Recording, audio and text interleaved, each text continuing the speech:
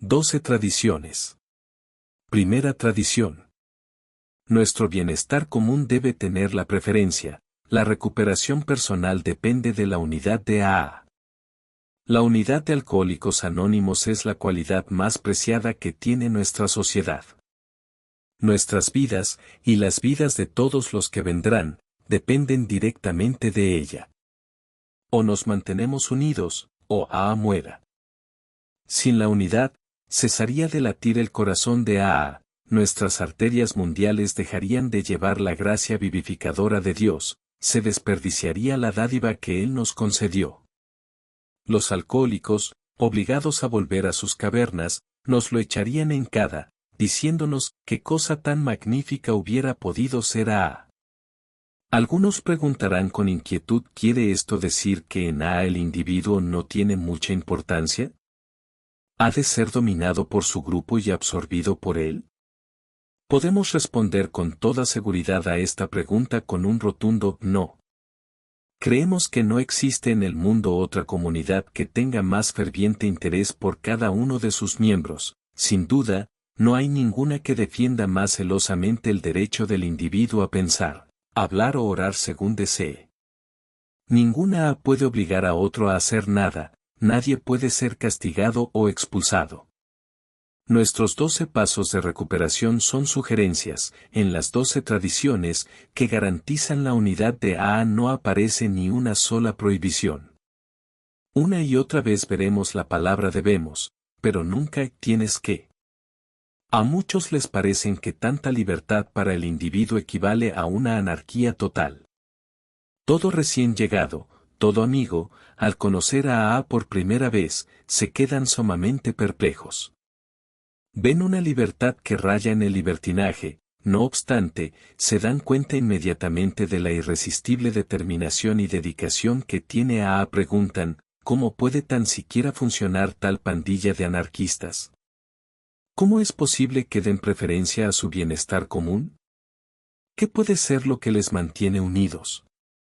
Aquellos que miran más detenidamente, no tardan en descubrir la clave de esta extraña paradoja. El miembro de AA tiene que amoldarse a los principios de recuperación. En realidad su vida depende de la obediencia a principios espirituales. Si se desvía demasiado, el castigo es rápido y seguro, se enferma y muera. Al comienzo, obedece porque no le queda más remedio, más tarde, descubre una manera de vivir que realmente le agrada. Además, se da cuenta de que no puede conservar esta preciosa dádiva a menos que la comparta con nosotros. Ni él ni ningún otro pueden sobrevivir a menos que lleve el mensaje de AA. En el momento en que este trabajo de paso 12 resulta en la formación de un grupo, se descubre otra cosa, que la mayoría de los individuos no pueden recuperarse a menos que exista un grupo. Se da cuenta de que el individuo no es sino una pequeña parte de una gran totalidad, que para la preservación de la comunidad, no hay ningún sacrificio personal que sea demasiado grande. Va descubriendo que tiene que silenciar el clamor de sus deseos y ambiciones personales, cuando estos pudieran perjudicar al grupo. Resulta evidente que si no sobrevive el grupo, tampoco sobrevivirá el individuo. Así que, desde el mismo comienzo, la cuestión de cómo vivir y trabajar juntos como grupos ha tenido para nosotros una importancia primordial. En el mundo a nuestro alrededor, vimos personalidades destrozar pueblos enteros. La lucha por la riqueza, el poder y el prestigio estaba desgarrando como nunca a la humanidad. Si en su búsqueda de paz y armonía los pueblos fuertes se encontraban estancados, ¿qué iba a ser de nuestra errática pandilla de alcohólicos? Así como una vez habíamos luchado y rezado ardientemente por la recuperación personal, con el mismo ardor comenzamos la búsqueda de los principios por medio de los cuales AA podría sobrevivir.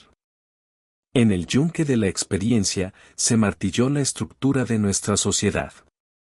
Incontables veces, en multitud de pueblos y ciudades, volvimos a representar el drama de Ari Rickenbacker y su valiente compañía cuando su avión se estrelló en el Pacífico.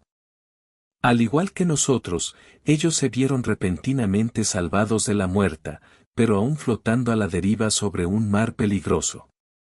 Qué clara cuenta se dieron ellos de que su bienestar común tenía la preferencia. Ninguno podía ser egoísta en cuanto al agua o el pan. Cada uno tenía que pensar en los demás y todos sabían que encontrarían la verdadera fortaleza en una fe constante. Y encontraron esa fortaleza, en grado suficiente para superar todos los defectos de su frágil embarcación, toda prueba de incertidumbre, sufrimiento, temor y desesperación e incluso la muerte de uno de ellos. Así ha sido con Aa. Mediante la fe y las obras hemos podido seguir adelante aprovechando las lecciones de una increíble experiencia. Estas lecciones están vivas hoy en las 12 tradiciones de Alcohólicos Anónimos, las cuales, Dios mediante, nos sostendrán y mantendrán unidos mientras Él nos necesite. Segunda tradición. Para el propósito de nuestro grupo solo existe una autoridad fundamental, un Dios amoroso tal como se expresa en la conciencia de nuestros grupos. Nuestros líderes no son más que servidores de confianza, no gobiernan. ¿De dónde obtiene a su orientación? ¿Quién lo dirige? Esto también puede parecer enigmático a todos los amigos y recién llegados. Cuando se les dice que nuestra sociedad no tiene un presidente con autoridad para gobernarla, ni un tesorero que pueda exigir el pago de cuotas, ni una junta de directores que pueda arrojar a las tinieblas exteriores a un miembro descarriado, que de hecho ninguna puede dar una orden a otro ni imponer obediencia, nuestros amigos se quedan asombrados y exclaman, «Esto no puede ser.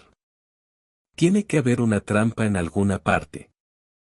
Luego, al leer la segunda tradición, esta gente de sentido práctica descubre que en Aa la única autoridad es un Dios amoroso tal como se expresa en la conciencia de grupo.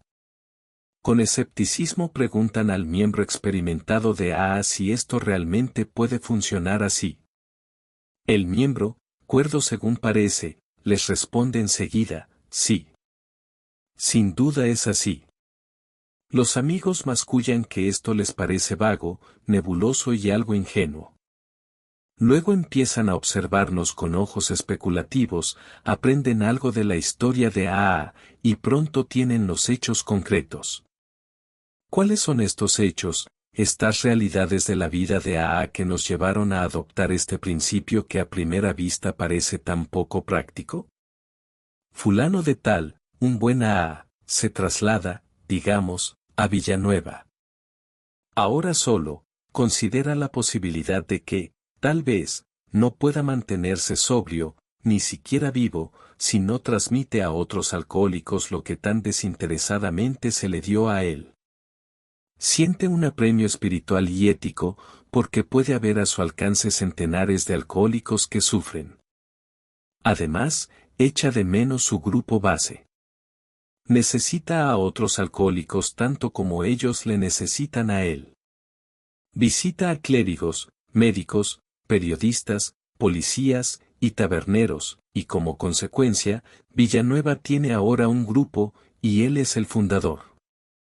Por ser el fundador, al principio él es el jefe. ¿Quién otro podría serlo? Pero muy pronto, la autoridad que ha asumido para dirigirlo todo empieza a ser compartida con los primeros alcohólicos a quienes ayudó. En este momento el benigno dictador se convierte en el presidente de un comité compuesto por sus amigos. Ellos constituyen la jerarquía de servicio del grupo en su periodo de formación, jerarquía autonombrada, por supuesto, porque no hay otra alternativa. En cuestión de unos pocos meses, Aa florece en Villanueva. El fundador y sus amigos canalizan la espiritualidad hacia los nuevos miembros, alquilan los locales, hacen los arreglos necesarios con los hospitales y piden a sus esposas que preparen litros y litros de café.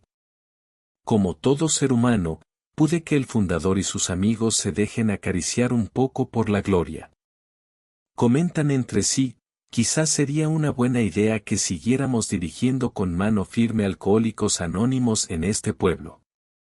Después de todo, tenemos más experiencia. Y mira el bien que les hemos hecho a estos borrachos. Deberían estar agradecidos. Es cierto que a veces los fundadores y sus amigos son más sabios y más humildes. Pero muy a menudo en esta etapa no lo son. Ahora el grupo se ve acosado por los dolores de crecimiento. Los mendigos mendigan. Los solitarios buscan pareja. Los problemas les inundan como una avalancha. Aún más importante, se oyen rumores en el seno del grupo que se convierten en un clamor. ¿Se creen estos viejos que van a dirigir el grupo para siempre? Hagamos una elección. El fundador y sus amigos se sienten dolidos y deprimidos. Van de crisis en crisis y de miembro a miembro, suplicando, pero no sirve de nada, la revolución ha comenzado. La conciencia de grupo está a punto de tomar las riendas. Ahora se celebran las elecciones. Si el fundador y sus amigos han sido buenos servidores, puede que, para su gran sorpresa, sean reelegidos por un periodo de tiempo. Pero si se han opuesto enconadamente a la creciente ola de democracia, puede que se encuentran sumariamente depuestos. En cualquier caso, el grupo ahora tiene un llamado comité rotativo, con autoridad estrictamente limitada. Los miembros componentes no pueden bajo ningún concepto gobernar o dirigir el grupo. Son servidores. Suyo es el a veces ingrato privilegio de atender a las tareas del grupo. Presidido por un coordinador, el comité se encarga de las relaciones públicas y de hacer los preparativos para celebrar las reuniones. El tesorero, que tiene que rendir cuentas ante el grupo, recoge el dinero que se echa al pasar el sombrero, lo lleva al banco, paga el alquiler y otros gastos, y presenta un informe regularmente en las reuniones de negocios del grupo. El secretario procura que la literatura esté expuesta en las mesas y que se atiendan las llamadas telefónicas, contesta la correspondencia y envía por correo los avisos para anunciar las reuniones. Estos son los sencillos servicios que le permiten funcionar al grupo. El comité no da consejos espirituales, no juzga la conducta de nadie, y no da órdenes. Si intentan hacerlo, todos pueden ser eliminados en las próximas elecciones. Y así hacen el tardío descubrimiento de que en realidad son servidores y no senadores. Estas son experiencias universales. De esta manera, por todo AA, la conciencia de grupo decreta las condiciones bajo las cuales deben servir sus líderes. Esto nos conduce directamente a la pregunta, ¿tiene AA una verdadera dirección? La respuesta es un rotundo sí, a pesar de la aparente falta de la misma. Volvamos a considerar al depuesto fundador y a sus amigos.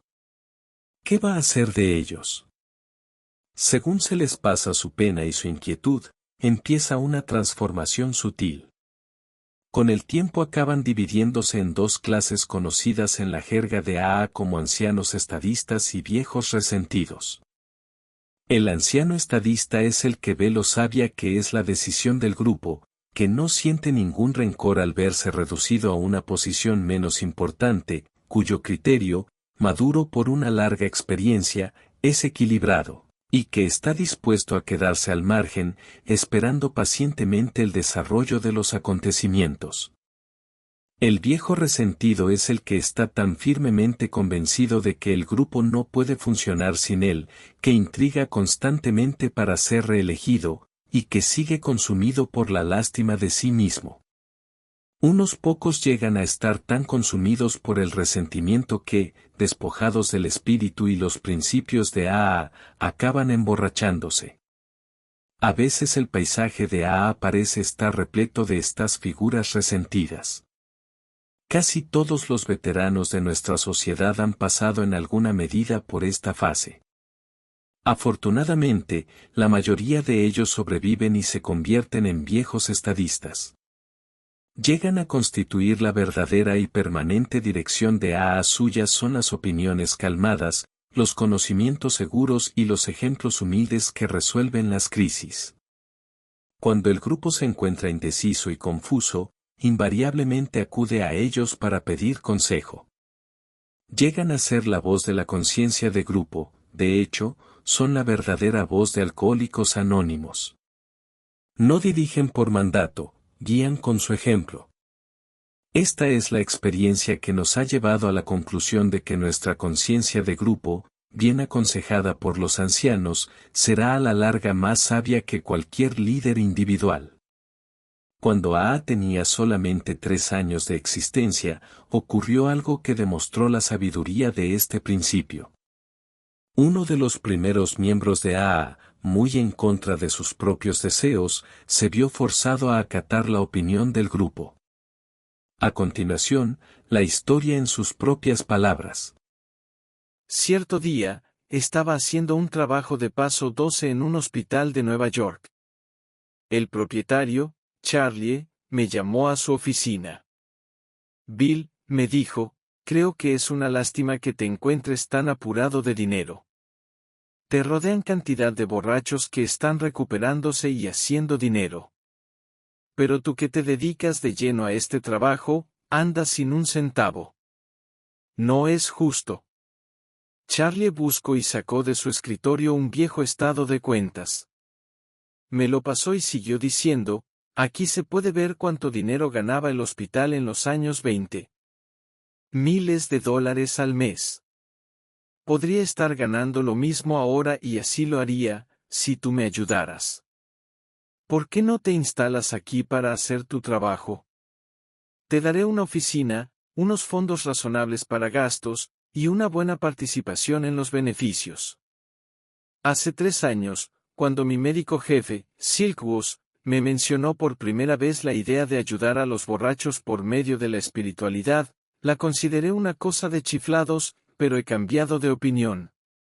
Algún día, tu grupo de exborrachos llenará el Madison Square Garden, y no veo por qué tienes que morirte de hambre mientras tanto. Lo que te propongo es completamente ético. Puedes establecerte como terapeuta no titulado y tener más éxito que nadie en esta profesión. Me quedé asombrado. Sentí unos pequeños remordimientos hasta que me di cuenta de lo ética que era la propuesta de Charlie. No había nada de malo en que me estableciera como terapeuta no titulado. Pensé en Lois, que llegaba exhausta a casa después de trabajar todo el día en los grandes almacenes, para ponerse a preparar la cena para una multitud de borrachos que no pagaban nada a cambio. Pensé en la gran suma de dinero que todavía debía a mis acreedores de Wall Street. Pensó en algunos de mis amigos alcohólicos que estaban ganando tanto dinero como siempre. ¿Por qué no podía hacer yo lo mismo? Aunque pedí a Charlie que me diera algún tiempo para considerarlo, yo ya casi había decidido lo que iba a hacer. Volviendo a toda prisa a Brooklyn en el subterráneo, sentí algo que me pareció una revelación divina. No fue más que una sola frase, pero sumamente convincente. De hecho, era una frase de la Biblia, una voz insistente que me decía, el obrero es digno de su salario. Al llegar a casa, encontré a Lois cocinando como de costumbre, mientras 3 borrachos miraban con ojos hambrientos desde la puerta de la cocina. La llamé a un lado y le conté la gloriosa noticia. La vi interesada, pero no tan entusiasmada como creía que debería estar. Aquella noche teníamos reunión en casa. Aunque ninguno de los borrachos a quienes dábamos alojamiento parecía lograr su sobriedad, otros sí la habían logrado. Acompañados de sus esposas, llenaban nuestra sala de estar. Enseguida, me lancé a contar la historia de la oportunidad que se me ofrecía. Nunca olvidaré sus caras impasibles, ni las miradas fijas que me dirigieron. Con cada vez menos entusiasmo, seguí hasta el final de mi historia. Hubo un largo silencio. Casi con timidez, uno de mis amigos empezó a hablar. Sabemos lo mal que andas de dinero, Bill. Nos preocupa mucho. Muchas veces nos hemos preguntado lo que podríamos hacer para remediarlo. Pero creo que expreso la opinión de todos cuando digo que lo que tú propones ahora nos preocupa mucho más. Conforme iba hablando mi amigo, su voz iba cobrando un tono más seguro. ¿no te das cuenta de que nunca podrás convertirte en un profesional? Por muy generoso que Charlie haya sido con nosotros, ¿no ves que no podemos vincular lo que tenemos con su hospital ni con ningún otro? Nos dices que la propuesta de Charlie es ética. Claro que es ética, pero lo que tenemos no va a funcionar basándose únicamente en la ética, tiene que ser mejor. Claro que la idea de Charlie es buena, pero no lo suficientemente buena. Esta es una cuestión de vida o muerte, Bill, y nada que no sea lo mejor servirá. Mis amigos me miraban con desafío mientras su compañero seguía hablando. Bill, ¿no nos has dicho tú mismo a menudo en esta misma sala que a veces lo bueno es enemigo de lo mejor? Pues, esto es un ejemplo clarísimo. No nos puedes hacer esto. Así habló la conciencia de grupo. El grupo tenía razón, y yo estaba equivocado. La voz que había oído en el subterráneo no era la voz de Dios. Esta era la auténtica voz emanando de la boca de mis amigos. La escuché y, gracias de Dios, obedecí. Tercera tradición. El único requisito para ser miembro de AA es querer dejar de beber. Esta tradición está repleta de significado. Porque en realidad AA dice a todo verdadero bebedor, tú eres miembro de AA, si tú lo dices. Puedes declararte a ti mismo miembro de la sociedad, nadie puede prohibirte la entrada.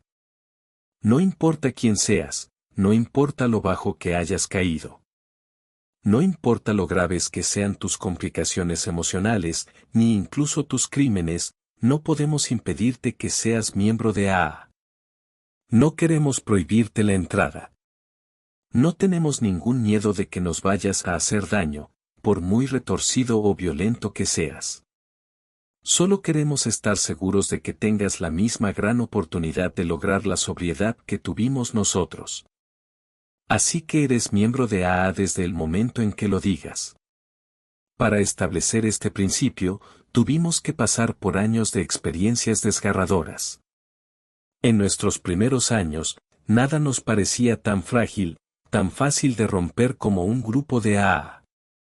Casi ningún alcohólico a quien nos dirigíamos nos hacía caso, la mayoría de los que se unían a nosotros eran como velas vacilantes en medio de un vendaval. Una y otra vez, se apagaban sus inciertas llamas para no volverse a encender. Nuestra constante y callada inquietud era ¿a cuál de nosotros le tocará ser el próximo? Un miembro nos ofrece una viva imagen de estos días. En aquella época, dice, cada grupo de AA tenía muchos reglamentos para hacerse miembro. Todos estaban aterrados de que algo o alguien hiciera zozobrar la embarcación y arrojarnos a todos nuevamente a un mar de alcohol. La oficina de nuestra fundación, 4, pidió a cada grupo que enviara su lista de reglamentos, protectores. La lista completa medía más de 1 milla.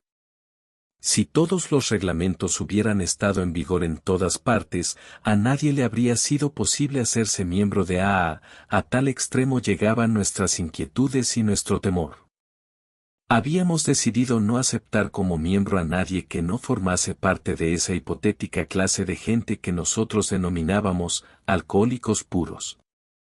Aparte de su afición a la bebida y sus desastrosos resultados, no podían tener otras complicaciones. Así que no queríamos saber nada de los pordioseros, los vagabundos, los confinados en manicomios, los presos, los homosexuales, los chiflados y las mujeres perdidas. Sí, señor, solo nos dedicaríamos a los alcohólicos puros y respetables. Los de cualquier otra clase sin duda nos destruirían. Además, si aceptáramos a esa gente rara, ¿qué dirían de nosotros la buena gente? Construimos una cerca de malla muy fina alrededor de AA. Puede que todo eso ahora parezca gracioso. Tal vez les cause la impresión de que nosotros los pioneros éramos bastante intolerantes. Pero les puedo asegurar que en ese entonces la situación no era nada cómica. Éramos severos e incluso rígidos porque creíamos que nuestras vidas y nuestros hogares estaban amenazados, y eso no era cosa de risa. ¿Intolerantes, dicen ustedes? Más bien, teníamos miedo. Naturalmente, empezamos a comportarnos como se comportan casi todos cuando tienen miedo. Al fin y al cabo, ¿no es el miedo la verdadera base de la intolerancia? Sí, éramos intolerantes.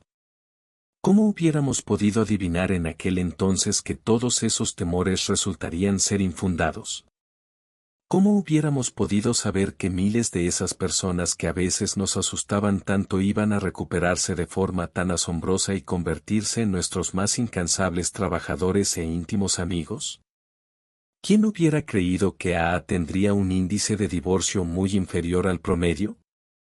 ¿Cómo hubiéramos podido prever en aquel entonces que esas personas tan molestas llegarían a ser nuestros mejores maestros de paciencia y tolerancia? ¿Quién hubiera podido imaginar en aquella época una sociedad que incluyera todo tipo de personalidad concebible y que atravesara todas las barreras de raza, religión, afiliación política e idioma sin ninguna dificultad? ¿Por qué AA acabó por abandonar todos sus reglamentos para hacerse miembro? ¿Por qué dejamos que cada recién llegado decidiera si era o no era alcohólico, y si debería o no debería unirse a nosotros? ¿Por qué nos atrevimos a decir, contrariamente a lo indicado por la experiencia de las sociedades y los gobiernos de todas partes del mundo, que no castigaríamos a nadie ni privaríamos a nadie de la posibilidad de hacerse miembro de AA, que nunca deberíamos obligar a nadie a pagar nada, a creer en nada, ni a ajustarse a ninguna regla? La respuesta, que ahora se ve en la tercera tradición, era la simplicidad misma.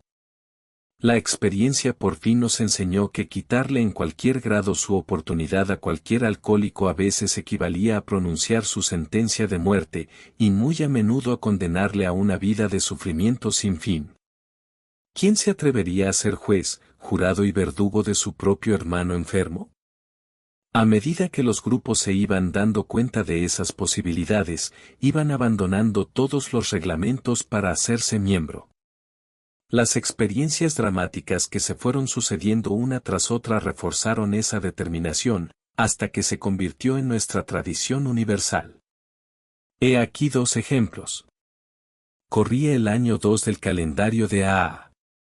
En aquella época no existían sino dos grupos de alcohólicos, sin nombre, que luchaban por subsistir, intentando seguir la luz que les alumbraba el camino. Un principiante llegó a uno de estos grupos, llamó a la puerta y pidió que le dejaran entrar. Habló francamente con el miembro más antiguo del grupo.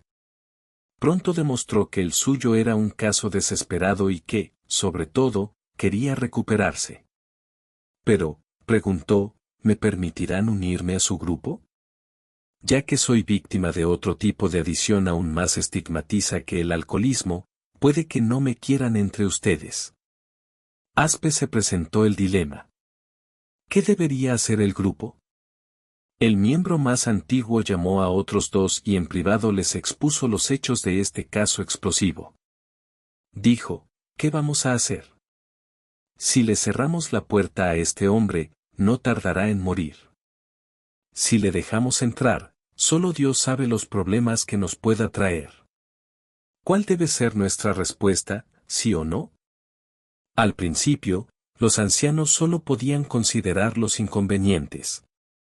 Dijeron, solo nos ocupamos de los alcohólicos. ¿No sería mejor sacrificar aún por el bien de todos los demás? Así siguió la discusión mientras la suerte del recién llegado estaba pendiente de un hilo. Entonces, uno de los tres habló en tono muy diferente. Lo que realmente tememos, dijo, es el daño que esto pueda causar a nuestra reputación. Tenemos mucho más a lo que la gente diga de nosotros que a los problemas que este alcohólico extraño nos pueda ocasionar. Mientras estábamos hablando, 4 palabras cortas se me iban cruzando por la mente. Algo me sigue repitiendo, ¿qué haría el maestro? No se dijo ni una palabra más. ¿Qué más se podría haber dicho? Rebosante de alegría, el recién llegado se lanzó al trabajo de paso 12. Incansablemente expuso el mensaje de AA a veintenas de personas y, ya que este era uno de los grupos primitivos, esas veintenas se han convertido en millares. Nunca molestó a nadie con su otro problema. AA había dado su primer paso hacia la formación de la tercera tradición. Poco tiempo después de que se presentara este compañero con doble estigma, un vendedor a quien llamaremos Eduardo se unió al otro grupo de AA. Era un promotor agresivo y tenía todo el descaro típico de un vendedor. A cada minuto se le ocurría por lo menos una idea para mejorar. AA vendía a sus compañeros de AA esas ideas con el mismo ardor con el que distribuía cera para automóviles. Pero tenía una idea que no era fácil de vender. Ed era ateo. Su mayor obsesión era que AA podría funcionar mejor sin tantas necedades sobre Dios. Trataba de imponer sus ideas a todos, y todos suponían que pronto se emborracharía, porque en aquel entonces los AA tendían a ser bastante piadosos. Se creía que tal blasfemia merecería un fuerte castigo. Para su gran desconcierto, Ed seguía manteniéndose sobrio. Con el tiempo le llegó el turno de hablar en una reunión. Nos pusimos a temblar, porque ya sabíamos lo que iba a venir. Empezó elogiando a la comunidad, explicó cómo su familia se había vuelto a unir, ensalzó la virtud de la honradez, habló de las satisfacciones de hacer el trabajo de paso 12, y luego soltó la andanada. Ed gritó, no puedo aguantar tantas tonterías sobre Dios. Solo son simplezas para la gente débil. Este grupo no lo necesita, y yo no me las tragaré. Al diablo con ellas. Una gran ola de indignación inundó al grupo, llevando a todos a una resolución unánime, afuera con él. Los ancianos le llamaron aparte y le dijeron con firmeza, aquí no puedes hablar así. O lo dejas o te largas.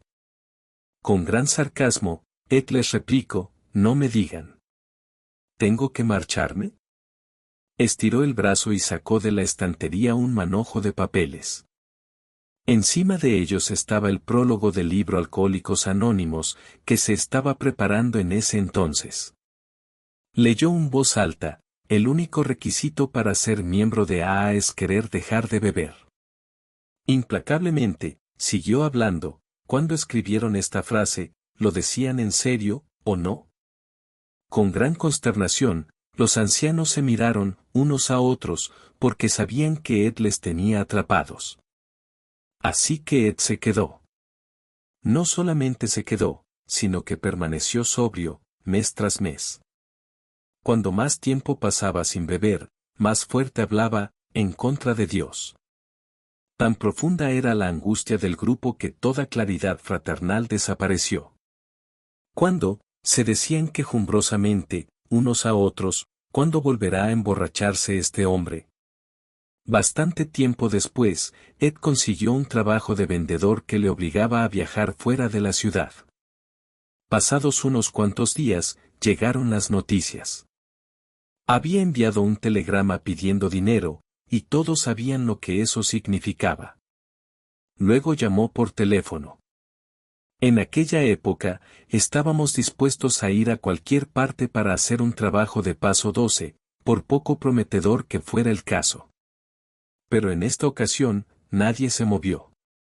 Que se quede solo. Que lo pruebe él solo esta vez. Tal vez aprenda su lección. Quede solo. Que lo pruebe él solo esta vez.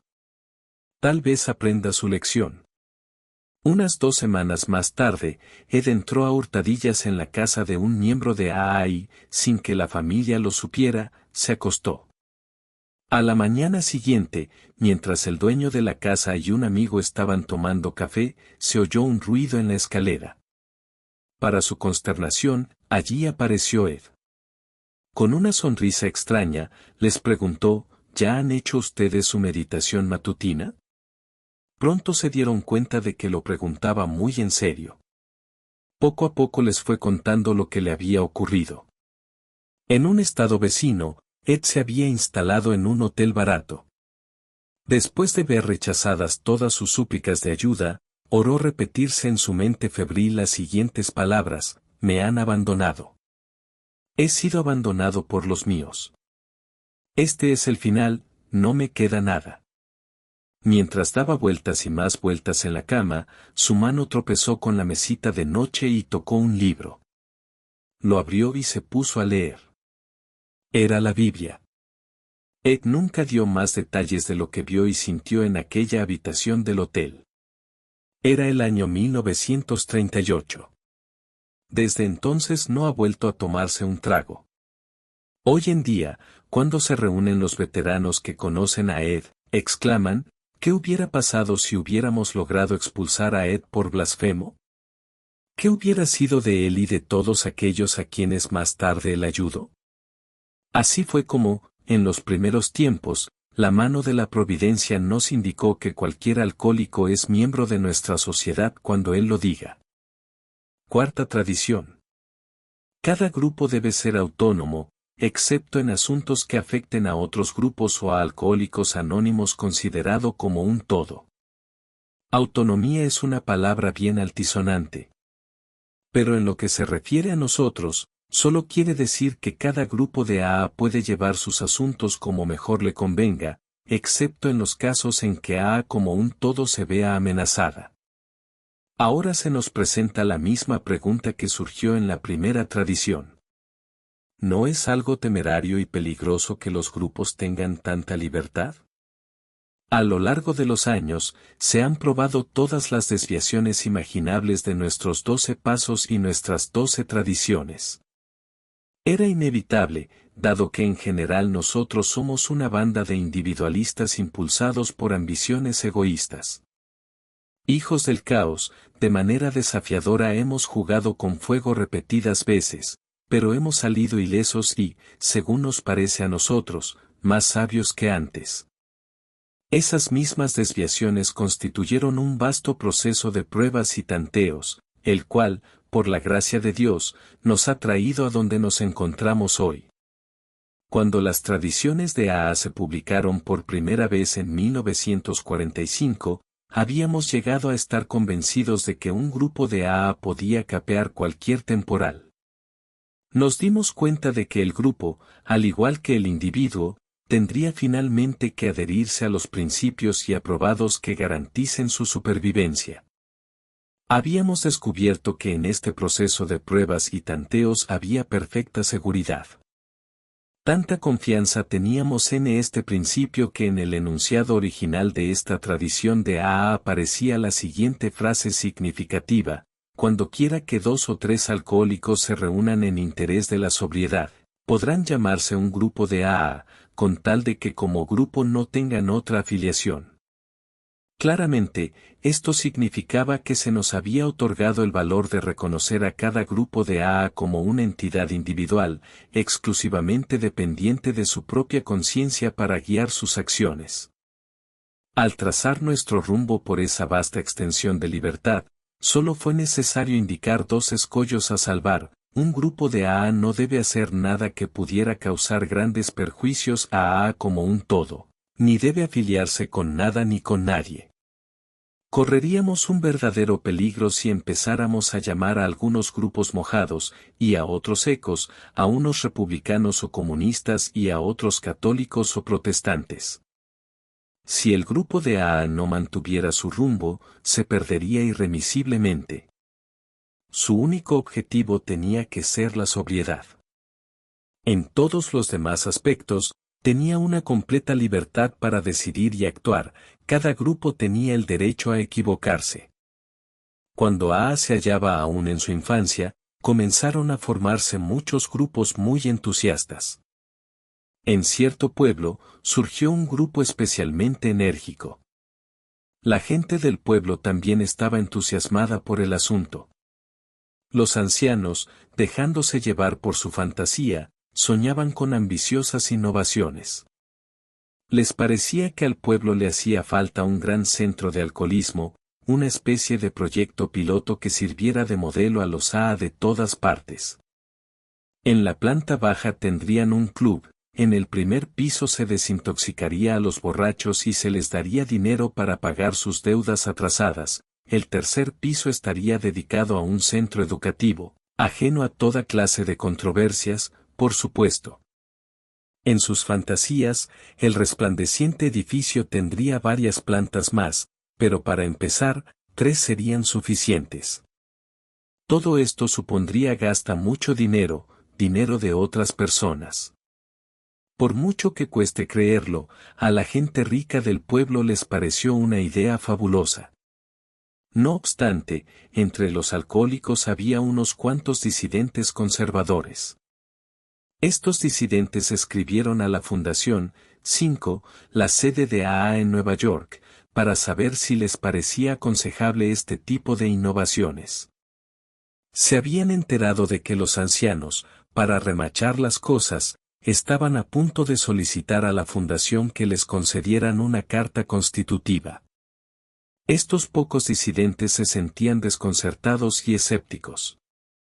Naturalmente, no faltó un promotor en este asunto, un superpromotor. Con su elocuencia, apaciguó todos los temores, a pesar del consejo de la Fundación de que no podría conceder tal carta constitucional, y de que todas las empresas que en el pasado habían mezclado un grupo de AA con la medicina y la educación habían acabado mal en otros lugares. Para reducir los riesgos, el promotor organizó 3 corporaciones y se hizo presidente de todas ellas. Recién pintado, el nuevo centro resplandecía. Su caluroso ambiente se difundió rápidamente por todo el pueblo. Muy pronto todo empezó a funcionar a las 1000 maravillas. Para asegurar un funcionamiento continuo e infalible, se adoptaron 61 reglar y reglamentos. No obstante, esta brillante perspectiva no tardó en ensombrecerse. La confusión reemplazó a la serenidad. Se descubrió que algunos borrachos ansiaban educarse, pero dudaban de que fueran alcohólicos. Tal vez los defectos de personalidad de algunos otros se podrían curar con un préstamo. A algunos les entusiasmaba la idea del club, pero para ellos era cuestión de remediar sus carencias afectivas. A veces, la multitud de candidatos pasaban por los 3 pisos.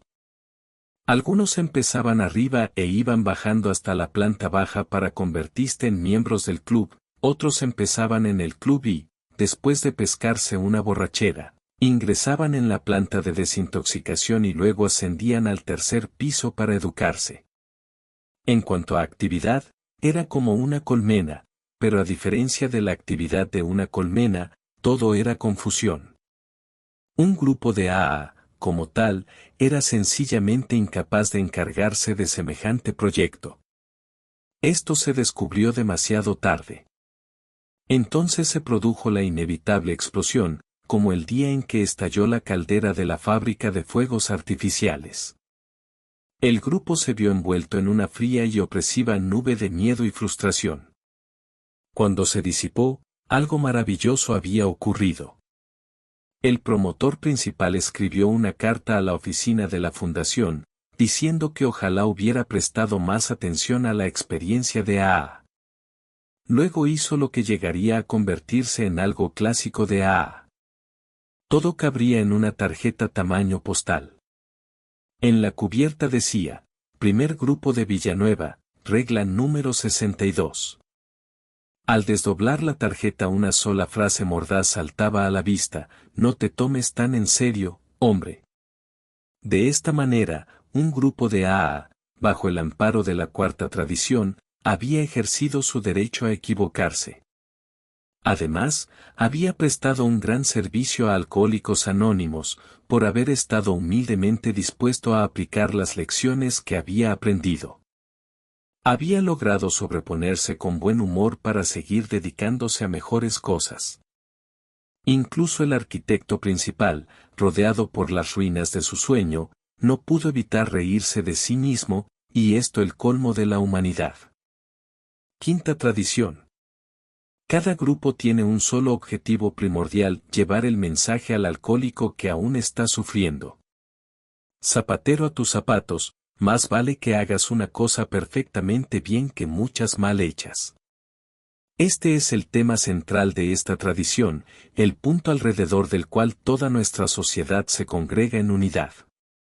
La vida misma de nuestra comunidad depende de la conservación de este principio.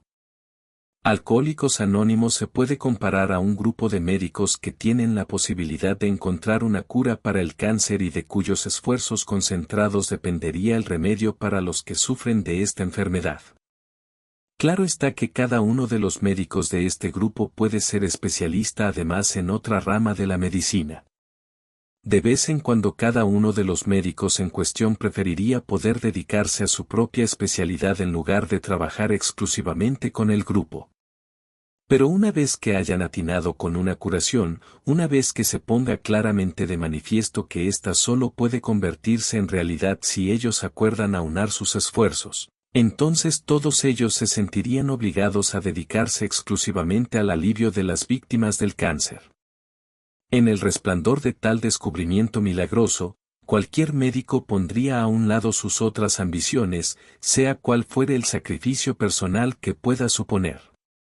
Los miembros de Alcohólicos Anónimos, que han demostrado que pueden ayudar a los bebedores problema como otros raramente pueden hacerlo, se ven en la misma obligación de trabajar juntos. La capacidad única de cada miembro de AA para identificarse con el principiante y conducirle hacia la recuperación no depende en absoluto de su cultura, su elocuencia ni de cualquier otra pericia particular. Lo único que cuenta es que él es un alcohólico que ha encontrado la clave de la sobriedad.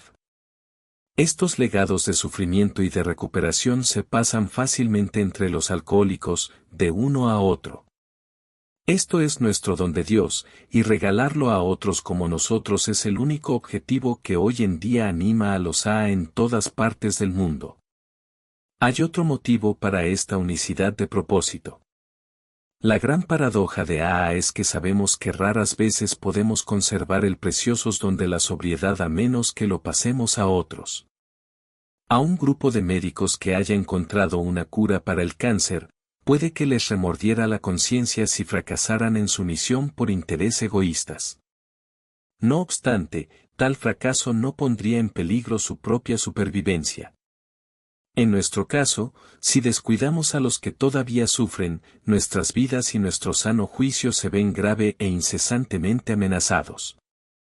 Dado que nos encontramos sujetos a estos impulsos del instinto de conservación, de la responsabilidad y del amor, no es de extrañar que nuestra sociedad haya llegado a la conclusión de que tiene una sola y alta misión, la de llevar el mensaje de AA a aquellos que no saben que hay una salida.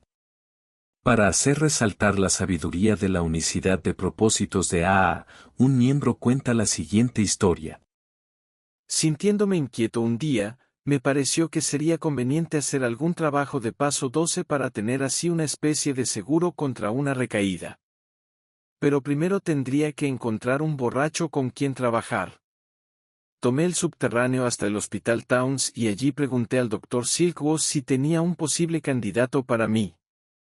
Nada muy prometedor, me dijo el pequeño doctor, solo hay un tipo en el tercer piso que tal vez sea una posibilidad. Pero es un irlandés muy rudo. Nunca he visto a nadie tan terco. Insiste a gritos que si su socio le tratara mejor y si su mujer le dejara en paz, muy pronto resolvería su problema con el alcohol.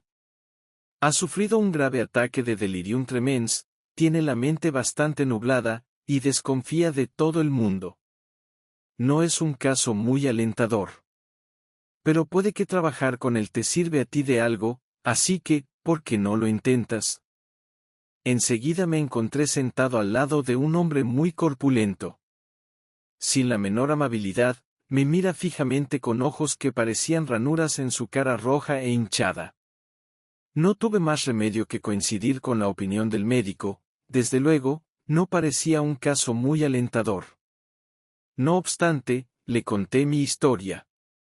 Le expliqué lo maravillosa que era la comunidad que teníamos, lo bien que nos entendíamos unos a otros. Le recalqué con insistencia la desesperación del dilema del borracho. Insistí en que muy pocos borrachos podían recuperarse por sus propias fuerzas, pero que en nuestros grupos podíamos hacer juntos lo que no podíamos hacer por separado. Me interrumpió para burlarse de esto y me dijo que él solo podía arreglárselas con su mujer, con su socio y con su alcoholismo. Me preguntó en tono sarcástico, ¿cuánto cuesta todo este enredo? Me agradó mucho poder decirle, ni un centavo. Entonces me preguntó, ¿tú, qué sacas de esto? Naturalmente mi respuesta fue, mi propia sobriedad, y una vida bien feliz. Todavía dudoso, insistió, ¿de verdad quieres decir que tu único motivo para estar aquí es tratar de ayudarme a mí y ayudarte a ti mismo? Sí, le dije. Eso es todo lo que hay. No hay gato encerrado. Entonces, con alguna vacilación, me aventuré a hablar del aspecto espiritual del programa. La que me armó. Apenas me había salido de la boca la palabra, espiritual, se me echó encima, ahora caigo. Estás haciendo proselitismo para una de esas malditas sectas religiosas. ¿Cómo puedes decirme que no hay gato encerrado? Soy miembro de una gran religión que lo es todo para mí. ¿Cómo te atreves a venir aquí a hablarme de religión? Gracias a Dios se me ocurrió la respuesta apropiada. Estaba basada firmemente en el único objetivo de tienes fe, le dije. Tal vez una fe más profunda que la mía. Sin duda tienes mejor formación en asuntos religiosos que yo. Así que no puedo decirte nada acerca de la religión. Ni siquiera quiero intentarlo. Además, estoy seguro de que podrías definirme la palabra humildad a la perfección. Pero por lo que me has dicho acerca de ti y de tus problemas y cómo te propones solucionarlos, creo que sé lo que anda mal. Muy bien, me dijo, dime lo que hay. Bueno, le dijo, creo que no eres más que un irlandés engreído que se cree capaz de dirigirlo todo. Esto sí que le sentó como un tiro. Pero a medida que se iba calmando, se puso a escuchar mientras yo estaba de explicarle que la humildad era la clave principal de la sobriedad. Por fin se dio cuenta de que yo no estaba tratando de cambiar sus opiniones religiosas, que yo quería que encontrara en su propia religión la gracia que le ayudara a recuperarse. De allí en adelante, nos empezamos a llevar muy bien. Imagínate, dice el veterano, lo que habría pasado si yo hubiera estado obligado a hablarle de asuntos religiosos. O si hubiera tenido que decirle que a le hacía falta mucho dinero, que estaba metido en la educación, en los hospitales y en la rehabilitación. O si yo me hubiera ofrecido para echarle una mano para resolver sus asuntos domésticos y de negocios. ¿A dónde habríamos llegado? A ningún sitio, naturalmente. Años más tarde, a esta rudo irlandés le gustaba decir, mi padrino me vendió una sola idea, la sobriedad. En aquel momento, no podría haber comprado ninguna otra cosa. Sexta tradición. Un grupo de AA nunca debe respaldar, financiar o presentar el nombre de AA a ninguna entidad allegada o empresa ajena, para evitar que los problemas de dinero, propiedad y prestigio nos desvíen de nuestro objetivo primordial.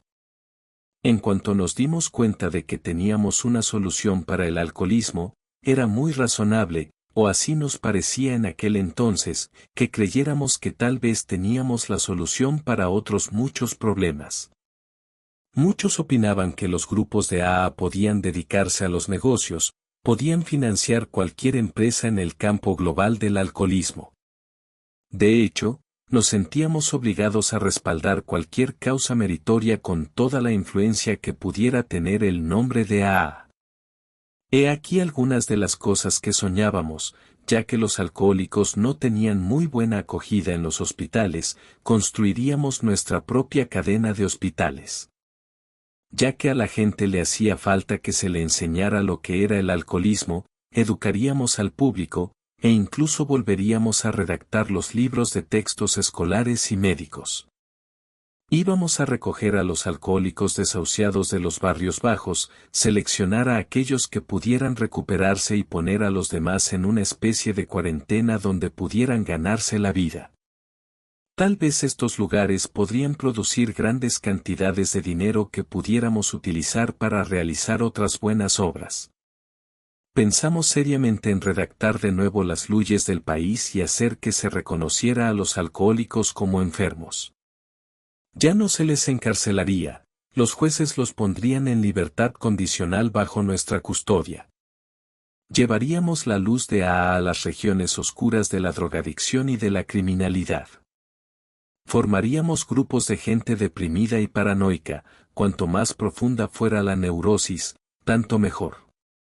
Era evidente que, si se podía vencer el alcoholismo, se podría superar cualquier otro tipo de problema. Se nos ocurrió que podríamos llevar lo que teníamos a las fábricas y hacer que los obreros y los capitalistas se amaran los unos a los otros. Nuestra absoluta honradez pronto purificaría la política. Abrazados por un lado a la religión y a la medicina por otro, reconciliaríamos sus diferencias. Ya que habíamos aprendido a vivir con tanta felicidad, podríamos enseñar a todos los demás a hacer lo mismo. Nuestra sociedad de alcohólicos anónimos podría llegar a ser la vanguardia de una nueva avanzada espiritual. Podríamos transformar el mundo. Sí, nosotros los AA teníamos estos sueños. Era natural que los tuviéramos, puesto que la mayoría de los alcohólicos somos idealistas en bancarrota. Casi todos nosotros habíamos tenido el deseo de hacer grandes bienes, realizar grandes obras y encarnar grandes ideales. Todos somos perfeccionistas que, al no alcanzar la perfección, nos hemos ido al otro extremo y nos hemos conformado con la botella y el olvido. La providencia, por medio de AA, había puesto a nuestro alcance nuestras más altas esperanzas. ¿Por qué no compartir nuestra manera de vivir con todo el mundo? Por lo tanto tratamos de establecer hospitales de AA, todos fracasaron porque no se puede hacer que un grupo de AA se dedicara a los negocios, demasiados cocineros entrometidos estropean el caldo. Los grupos de AA hicieron sus incursiones en el campo de la educación, y cuando empezaron a ensalzar públicamente los méritos de un método u otro, la gente se quedó con ideas muy confusas. ¿Se dedicaba a enderezar a los borrachos, o era un proyecto educativo? ¿Se interesaba a en lo espiritual, o en la medicina? ¿Era un movimiento reformista? Para nuestra consternación, nos vimos casados con todo tipo de empresas, algunas buenas y otras no tan buenas. Al ver a los alcohólicos enviados de forma arbitraria a las prisiones o los manicomios, empezamos a gritar, debería haber una ley. Los AA se pusieron a clamar en las sesiones de los comités legislativos, haciendo una campaña en favor de reformar las leyes. Sirvió como buen material para la prensa, pero para poco más. Nos dimos cuenta de que muy pronto nos veríamos enmarañados en la política. Aún dentro de AA nos resultó imperativo eliminar el nombre de AA de los clubes y de las casas de paso 12. A raíz de estos episodios nació en nosotros la profunda convicción de que, bajo ningún concepto, podíamos respaldar a ninguna empresa allegada, por muy buena que fuese. Nosotros los alcohólicos anónimos no podíamos serlo todo para todos, ni debíamos tratar de serlo. Hace años, este principio de no respaldo se vio sometido a una prueba crucial. Algunas de las grandes destilerías de alcohol tuvieron la intención de meterse en el campo de educación sobre el alcohol. Creían que sería una buena cosa que los fabricantes de licor demostraran al público su sentido de responsabilidad. Querían decir que no se debía abusar del licor, sino disfrutarlo, la gente muy bebedora debería moderarse, y los bebedores problema, los alcohólicos, no deberían beber en absoluto. En una de sus asociaciones comerciales, se planteó la cuestión de cómo se debería proceder con esta campaña. Naturalmente, iban a valerse de la radio, la prensa y el cine para exponer sus puntos de vista. ¿Pero qué tipo de persona debe dirigir esa campaña? Inmediatamente pensaron en Alcohólicos Anónimos. Si pudieran encontrar entre nosotros a un buen agente de relaciones públicas, ¿no sería él la persona ideal? Sin duda conocería el problema. Su conexión con AA sería muy valiosa, porque la comunidad era muy bien vista por el público y no tenía ni un solo enemigo en el mundo. No tardaron en encontrar al hombre idóneo, una A con la experiencia necesaria. Enseguida él se presentó en la sede de AA en Nueva York a preguntar, ¿hay algo en nuestra tradición que sugiera que no debo aceptar un trabajo como este? Esta clase de educación me parece buena, y no es un asunto muy controversial. ¿Les parece a ustedes que puede haber alguna paga? A primera vista, parecía una buena cosa. Luego empezaron a insinuarse las dudas. La asociación quería emplear el nombre completo de nuestro miembro en toda su publicidad, iban a describirlo como director de publicidad de la campaña y como miembro de Alcohólicos Anónimos. Naturalmente, no podría haber la menor objeción si una asociación contratara a un miembro de AA únicamente por su talento en las relaciones públicas y sus conocimientos sobre el alcoholismo. Pero eso no era todo, porque en este caso un miembro de AA no solamente iba a romper su anonimato a nivel público, sino que también iba a vincular en las mentes de millones de personas el nombre Alcohólicos Anónimos con este proyecto educativo. Habría de causar la impresión de que ahora AA estaba respaldando la educación, al estilo de la Asociación de los Comerciantes de Licores. En cuanto vimos lo que realmente significaba este hecho comprometedor, le pedimos su parecer al candidato a director de publicidad. Caramba, dijo. Claro que no puedo aceptar el puesto. Antes de que se secara la tinta del primer anuncio, los partidarios de la prohibición estarían expresando a gritos su indignación. Saldrían a buscar a un AA honrado que abogara por su estilo de educación. AA se encontraría justo en medio de la controversia entre los secos y los mojados. La mitad de la gente del país creería que habríamos tomado partido por los secos y la otra mitad que nos habríamos unido a los mojados. Menudo lío. No obstante, le dijimos, tienes el derecho legal de aceptar este trabajo. Ya lo sé, contestó. Pero no es hora de fijarnos en legalidades. Alcohólicos Anónimos me salvó la vida, y su bienestar tiene para mí la prioridad. No seré yo quien vaya a meter a AA en un gran problema, y si aceptara, lo haría. En lo concerniente a los respaldos, nuestro amigo lo ha dicho todo. Con mayor claridad que nunca, nos dimos cuenta de que no podríamos prestar el nombre de AA a ninguna causa que no fuera la nuestra. Séptima tradición. Cada grupo de AA debe mantenerse completamente a sí mismo, negándose a recibir contribuciones de afuera. ¿Alcohólicos que se mantienen a sí mismos? ¿Quién ha oído hablar nunca de semejante cosa? No obstante, nos damos cuenta de que así tenemos que ser. Este principio es una prueba contundente de la profunda transformación que AA ha obrado en todos nosotros. Todo el mundo sabe que los alcohólicos activos insisten a gritos que no tienen ningún problema que el dinero no pueda solucionar. Siempre hemos andado con la mano extendida. Desde tiempo inmemorial, hemos dependido de alguien, normalmente en cuestiones de dinero. Cuando una sociedad compuesta exclusivamente de alcohólicos dice que va a pagar todos sus gastos, eso sí que es una verdadera noticia. Quizás ninguna de las tradiciones de AA causara tanto dolor de parto como esta. En los primeros días, todos estábamos sin fondos. Si a esto se le añade la habitual suposición de que la gente debe dar dinero a los alcohólicos que se esfuerzan por mantenerse sobrios, se puede entender por qué creíamos merecer un montón de billetes. La de cosas tan magníficas que pudiera hacer AA con todo este dinero. Pero, por curioso que parezca, la gente que tenía dinero pensaba lo contrario. Les parecía que ya era hora de que nosotros, ahora que estábamos sobrios, pagásemos nuestras propias cuentas. Así que nuestra comunidad se quedó pobre porque así tenía que ser. Había otra razón para nuestra pobreza colectiva. No tardó en hacerse evidente que si bien los alcohólicos gastaban dinero pródigamente en casos de paso 12, tenían una tremenda aversión a echar dinero en el sombrero que se pasaba en las reuniones para sufragar los gastos de grupos.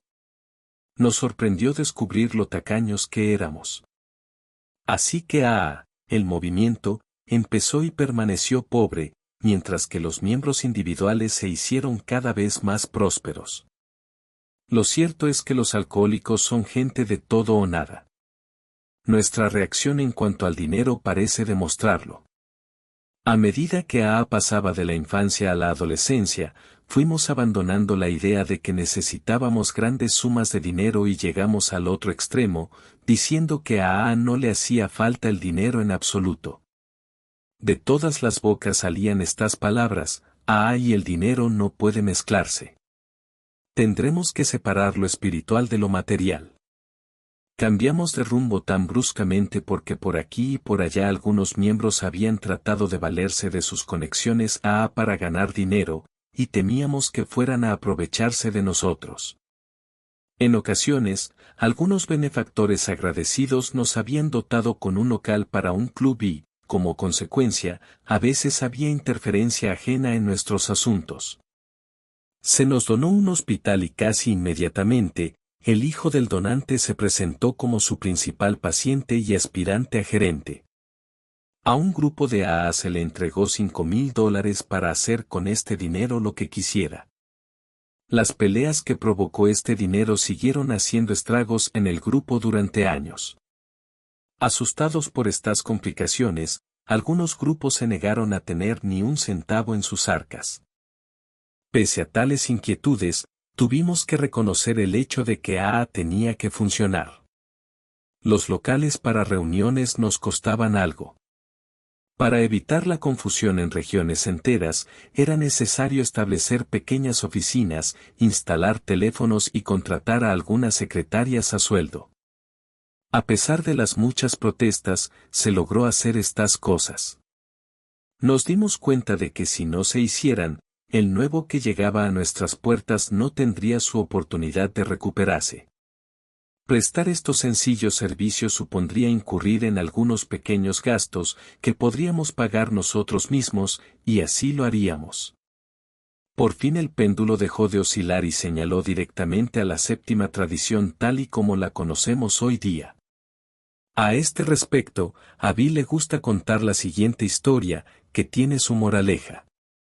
Dice que cuando en 1941 apareció en el Saturday Evening Post el artículo de Jack Alexander, miles de angustiosas cartas de alcohólicos y familiares desesperados llegaron al buzón de la fundación en Nueva York. El personal de nuestra oficina, cuenta Bill, estaba compuesto por 2 personas, una secretaria dedicada y yo. ¿Cómo íbamos a responder a esta avalancha de solicitudes? Sin duda, tendríamos que contratar a más empleados a sueldo. Así que pedimos contribuciones voluntarias a los grupos de ¿Nos enviarían $1 por miembro al año? Si no, estas cartas conmovedores tendrían que quedarse sin respuesta. Para mi asombro, los grupos tardaron en responder. Me puse bien airado.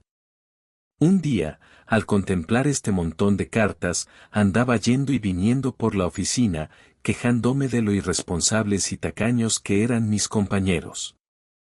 En ese mismo momento, vi asomarse por la puerta la cabeza desgreñada y dolorida de un viejo conocido.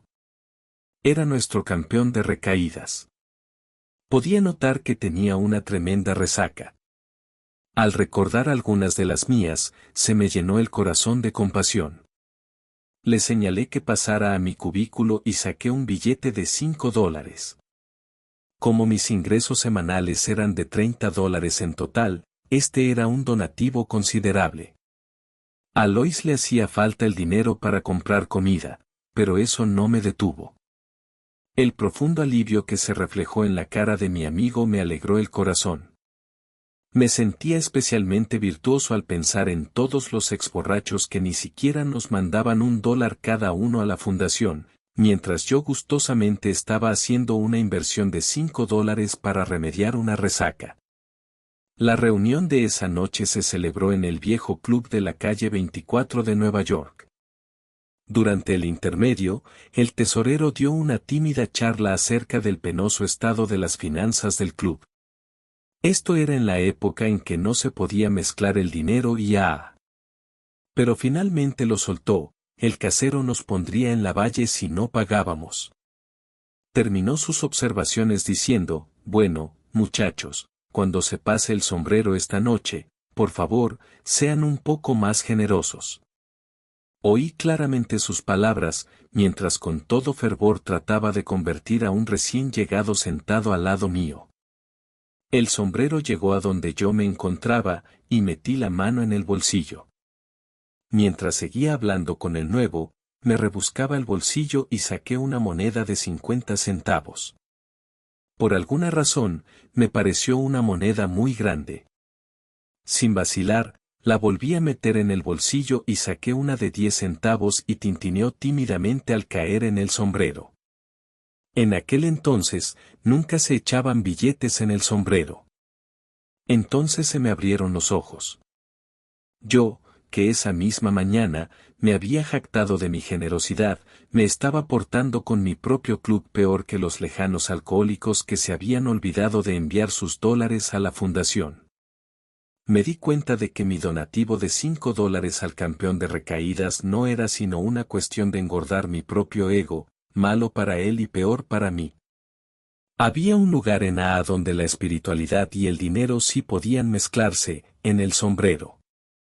Hay otra historia que trata del dinero. Una noche de 1948, los custodios de la fundación estaban celebrando su reunión trimestral. En la agenda se incluía un asunto muy importante para discutir. Cierta dama había fallecido. Al dar lectura a su testamento, se descubrió que había dejado a Alcohólicos Anónimos, con la Fundación Alcohólico como fiduciario, un legado de $10,000. La cuestión era, ¿debería AA aceptar tal regalo? Vaya debate que se armó. En ese momento la fundación se encontraba muy mal de dinero, los grupos no mandaban lo suficiente para el mantenimiento de la oficina, incluso añadiendo los ingresos producidos por el libro, no alcanzábamos a cubrir los gastos. Las reservas se estaban derritiendo como la nieve en primavera. Necesitábamos esos $10,000. Puede ser, dijo alguien, que los grupos nunca lleguen a mantener completamente a la oficina. No podemos permitir que se cierre, es de una importancia crucial. Sí, aceptamos el dinero. Aceptemos todos los futuros donativos.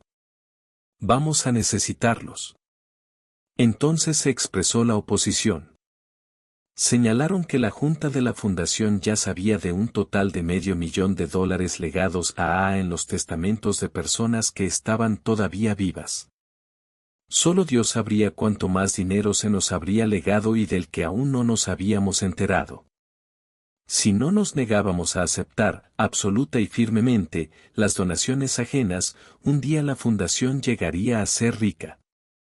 Además, a la menor insinuación al público por parte de nuestros custodios de que necesitábamos dinero, nos haríamos inmensamente ricos. Comparados con esa perspectiva, los $10,000 bajo consideración eran cosa de poco, no obstante, al igual que el primer trago de un alcohólico, si lo tomábamos, provocaría inevitablemente una desastrosa reacción en cadena. ¿Y dónde acabaríamos entonces? El que paga, manda, y si la Fundación Alcohólica obtuviera dinero de fuentes ajenas, sus custodios podrían verse tentados a llevar nuestros asuntos sin tener en cuenta los deseos de AA como un todo. Librado de esta responsabilidad, cada alcohólico se encogería de hombros y diría, la fundación es rica, ¿por qué voy a molestarme? Con toda seguridad, la presión de tener unas arcas tan repletas tentaría a la Junta a idear todo tipo de proyectos para efectuar buenas obras, y así desviaría a AA de su objetivo primordial. En cuanto ocurriera esto, la confianza de la comunidad se vería mermada. La Junta se encontraría aislada, y sometida a la dura crítica por parte de AA y del público en general. Estas eran las posibilidades, en pro y en contra. Entonces, nuestros custodios escribieron una página brillante en la historia de AA. Se manifestaron en favor del principio de que AA debe permanecer siempre pobre. De allí en adelante, la política financiera de la fundación sería tener lo justo para cubrir los gastos de operación más una reserva prudente. Aunque era difícil hacerlo, la Junta oficialmente se negó a aceptar los $10,000 y adoptó formalmente la resolución irrebatible de negarse a aceptar todo donativo similar en el futuro. En ese momento, creemos, quedó firme y definitivamente incrustado en la tradición de AA el principio de pobreza corporativa. Cuando se publicaron estos hechos, hubo una reacción profunda. A la gente acostumbrada a un sinfín de campañas para recaudar fondos con propósitos caritativos, AA les presentaba un espectáculo curioso y renovador. Los editoriales favorables que aparecieron en la prensa aquí y en ultramar generaron una ola de confianza en la integridad de Alcohólicos Anónimos. Hicieron notar que los irresponsables se habían convertido en responsables y que al incorporar el principio de independencia financiera como parte de su tradición, Alcohólicos Anónimos había resucitado un ideal ya casi olvidado en su época. Octava tradición. Alcohólicos Anónimos AA nunca tendrá carácter profesional, pero nuestros centros de servicio pueden emplear trabajadores especiales. Alcohólicos Anónimos nunca tendrá una clase profesional. Hemos llegado a captar el significado del antiguo dicho libremente hemos recibido, libremente debemos dar. Nos hemos dado cuenta de que en lo referente al profesionalismo, el dinero y la espiritualidad no se pueden mezclar. Los mejores profesionales del mundo, tanto en el campo de la medicina como en el de la religión, no han logrado efectuar casi ninguna recuperación del alcoholismo. No desacreditamos el profesionalismo en otros campos, pero aceptamos el hecho real de que en nuestro caso no da resultados. Cada vez que hemos tratado de profesionalizar nuestro paso 12, el resultado ha sido siempre el mismo, nuestro único propósito ha salido derrotado. Los alcohólicos simplemente no harán caso de un trabajador de paso 12 a sueldo. Casi desde el principio, hemos estado convencidos de que el trabajo personal con otro alcohólico que sufre solo puede basarse en el deseo de ayudar y de ser ayudado. Cuando una habla por dinero, ya sea en una reunión o a recién llegado, también puede tener en él un efecto perjudicial. El aliciente del dinero le compromete a él y a todo lo que diga y haga por el principiante. Esto ha sido siempre tan evidente que muy pocos han hecho alguna vez un trabajo de paso 12 a cambio de una remuneración. A pesar de esta evidencia, es cierto que pocos temas han suscitado más disputas dentro de nuestra comunidad que el del profesionalismo. Los encargados de barrer el piso, los cocineros que preparan hamburguesas, las secretarias de las oficinas, los escritores de libros, todos ellos han sido objeto de fuertes ataques porque, según sus críticos, estaban haciendo dinero a costa de AA. Sin tener en cuenta que estos no eran en absoluto trabajos de paso 12, los críticos acusaban de ser profesionales de AA a estos trabajadores nuestros, quienes muy a menudo se ocupaban de las tareas ingratas que nadie más quería o podía hacer. Se provocó un furor aún más grande cuando los miembros de AA empezaron a dirigir casas de reposo y granjas de convalecencia para los alcohólicos, cuando algunos aceptaron puestos asalariados en la industria como directores de personal, encargados del problema del alcoholismo entre los empleados, y otros como enfermeros en los pabellones de alcoholismo, y cuando otros más se dedicaron al campo de educación sobre el alcoholismo. En todos estos casos, y otros muchos, se alegaba que se estaban vendiendo por dinero la experiencia y los conocimientos de AA y por lo tanto, estas personas también eran profesionales. No obstante, por fin podía verse una clara línea divisoria entre el profesionalismo y el no profesionalismo. Cuando convinimos en que no se podía hacer el trabajo de paso 12 a cambio de dinero, tomamos una sabia decisión. Pero a trabajadores especiales, ningún miembro podía llevar nuestros conocimientos a otros campos, estábamos aceptando el consejo del temor, un temor que, hoy en día, se ha disipado en gran parte ante la luz de la experiencia. Consideremos, por ejemplo, el caso del conserje y del cocinero del club. Para poder funcionar, un club tiene que ser habitable y hospitalario. Intentamos utilizar voluntarios, pero pronto se sintieron desencantados al verse barriendo sueldos y haciendo café 7 días a la semana. Simplemente dejaron de presentarse. Aún más importante, un club vacío no podía contestar el teléfono, y era una invitación abierta para un borracho de parranda que tuviera la llave. Así que había que contratar a alguien que cuidara el local. Si contratáramos a un alcohólico, recibiría un pago igual al que tuviéramos que dar a un no alcohólico por el mismo trabajo. El puesto no era para hacer el trabajo de paso 12, sino para facilitar que el trabajo de paso 12 se hiciera. No era sino una simple cuestión de servicios especiales. Tampoco AA podría funcionar sin trabajadores especiales a sueldo. En las oficinas de la Fundación y de los intergrupos, no podíamos emplear a personas no alcohólicas para trabajar como secretarias, necesitábamos personas que conocieran bien el programa de AA. Pero en cuanto los contratamos, los ultraconservadores y los temerosos gritaron, profesionalismo. En una época, la situación de estos fieles servidores era casi insoportable. No se les pedía hablar en las reuniones de AA, porque estaban haciendo dinero a costa de AA.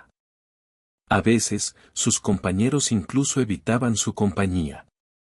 A unos más caritativos los describían como un mal necesario. Los comités se aprovecharon de lleno de esta actitud para reducir sus salarios. Podían recuperar parte de su virtud, se creía, si trabajaban para AA por un sueldo miserable. Durante muchos años, estas ideas persistían.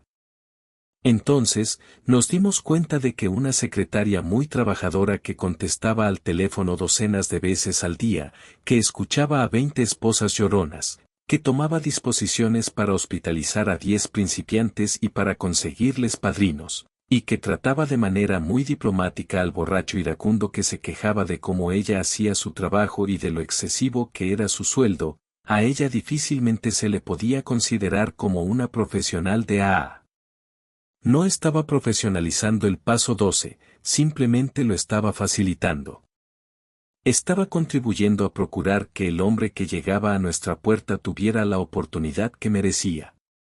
Los ayudantes y miembros de comité voluntarios podían ser de gran utilidad, pero no se podía esperar que ellos desempeñaran estas tareas día tras día. En la fundación, se vuelve a repetir la misma historia.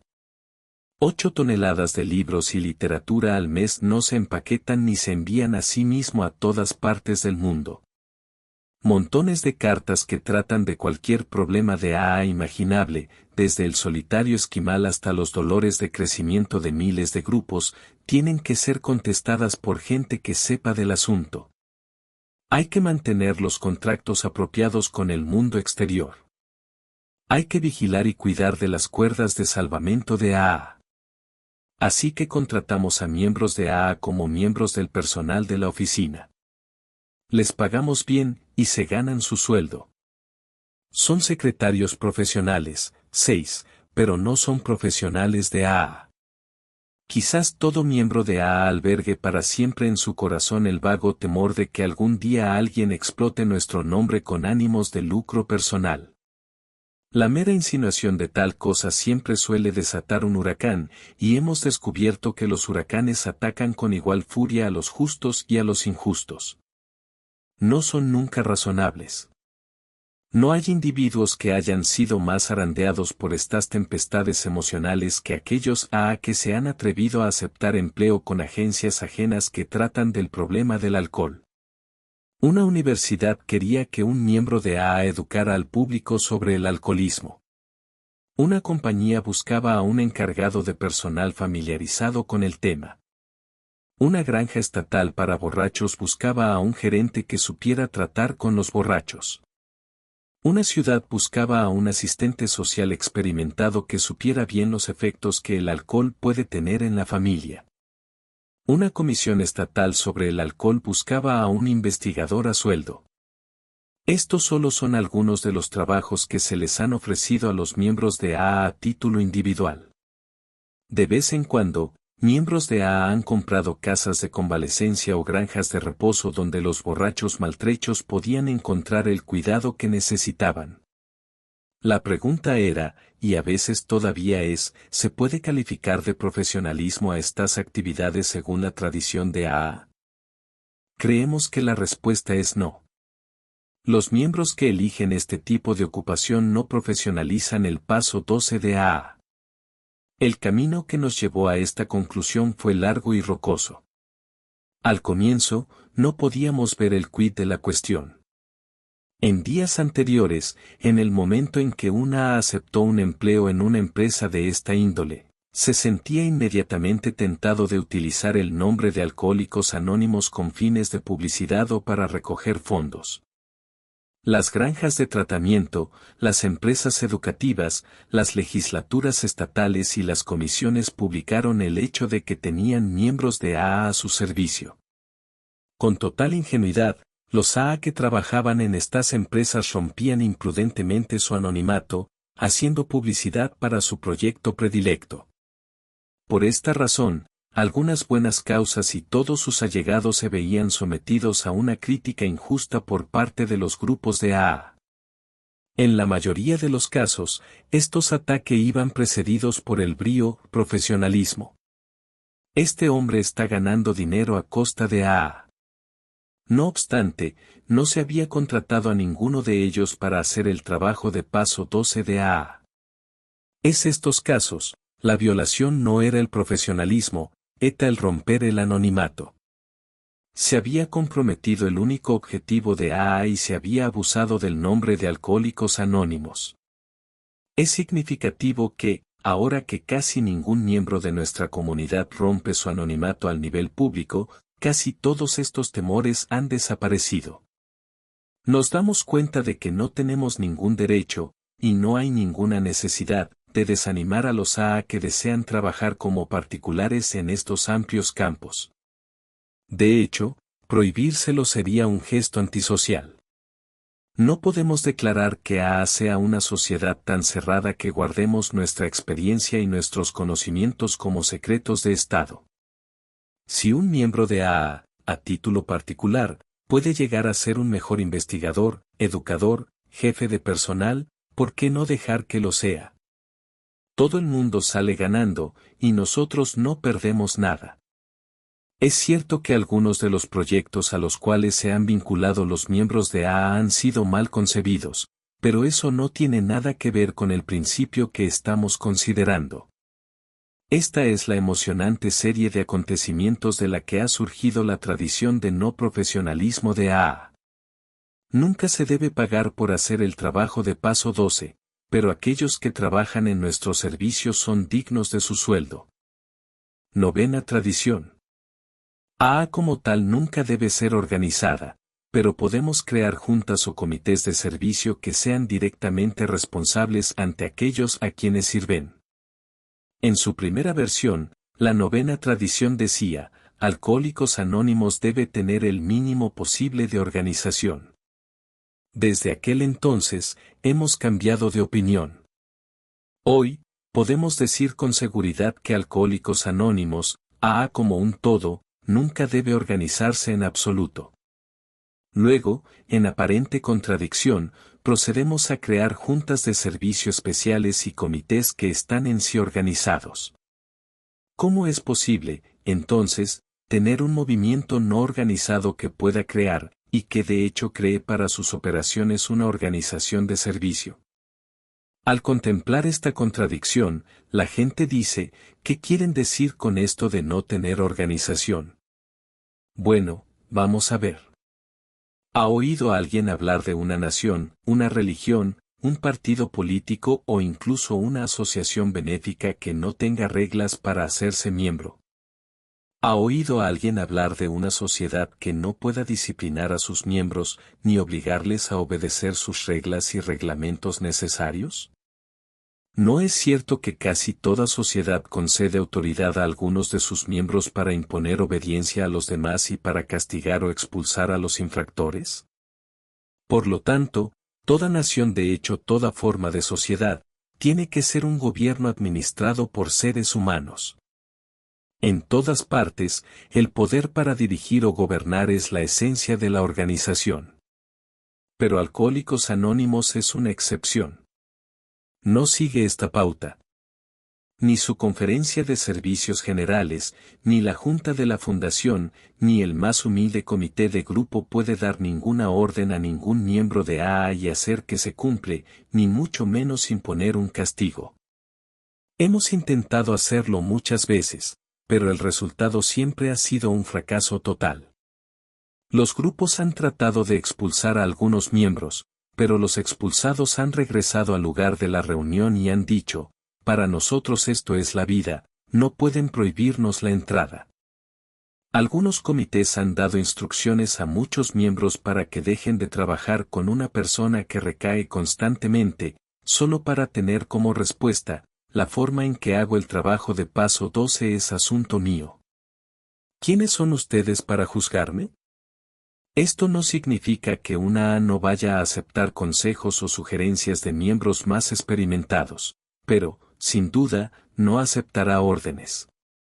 ¿Quién es menos popular que el AA veterano, lleno de sabiduría, que se traslada a otra área y trata de decir al grupo de allí cómo debe funcionar?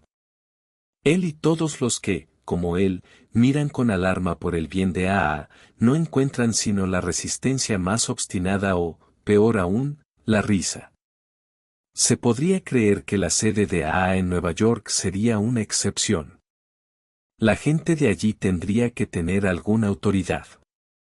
Pero ya hace tiempo que tanto los custodios como los miembros del personal se dieron cuenta de que no podían hacer más que ofrecer sugerencias, y además ofrecerlas de forma muy suave.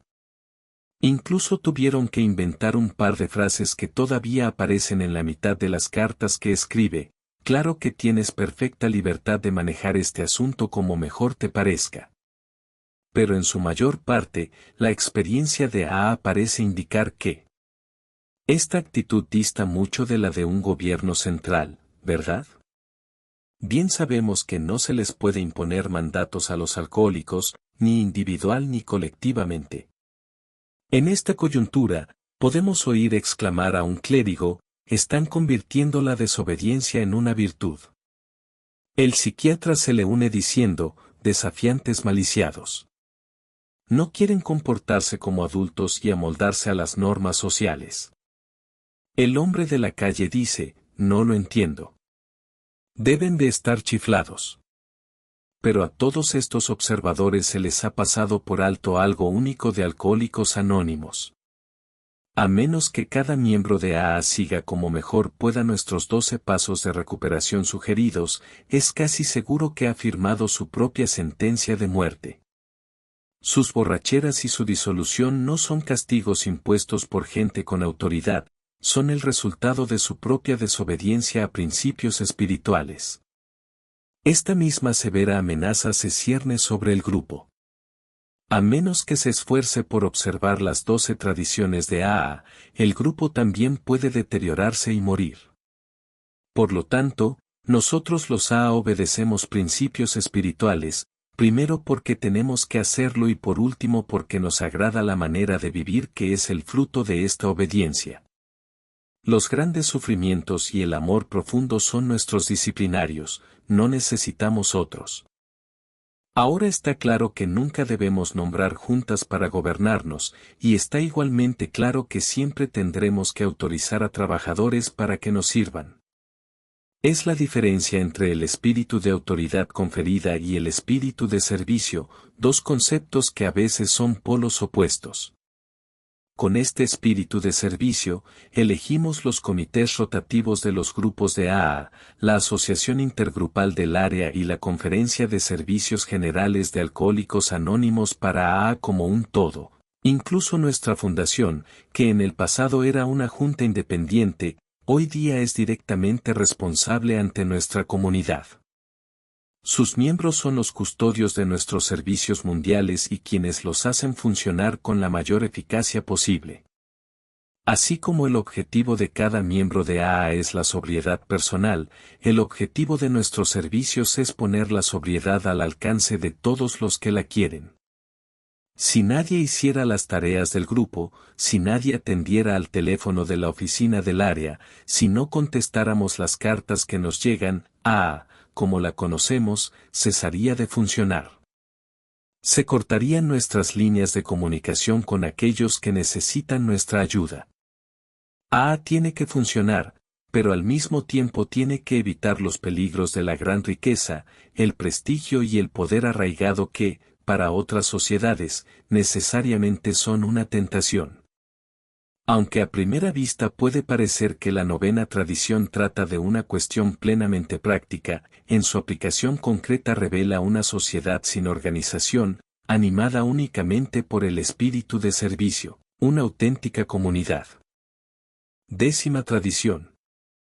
Alcohólicos Anónimos no tiene opinión acerca de asuntos ajenos a sus actividades, por consiguiente su nombre nunca debe mezclarse en polémicas públicas. Nunca desde sus comienzos se ha visto Alcohólicos Anónimos dividida por una gran controversia. Ni tampoco nuestra comunidad jamás ha tomado partido públicamente en ninguna polémica de este mundo turbulento. Sin embargo, esto no ha sido una virtud adquirida. Casi se podría decir que nacimos con ella, porque, como dijo recientemente un veterano, muy rara vez ha oído a los miembros de discutir acaloradamente entre sí cuestiones de religión, política o reforma. Mientras no discutamos sobre estos asuntos en privado, podemos contar con que no lo haremos en público.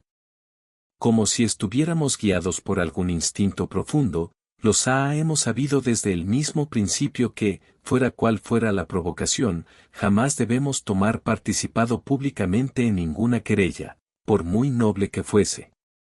La historia nos presenta el espectáculo de naciones y grupos enredados en conflictos que acabaron finalmente destrozados por haberse originado en controversias o por haber caído en la tentación de participar en ellas.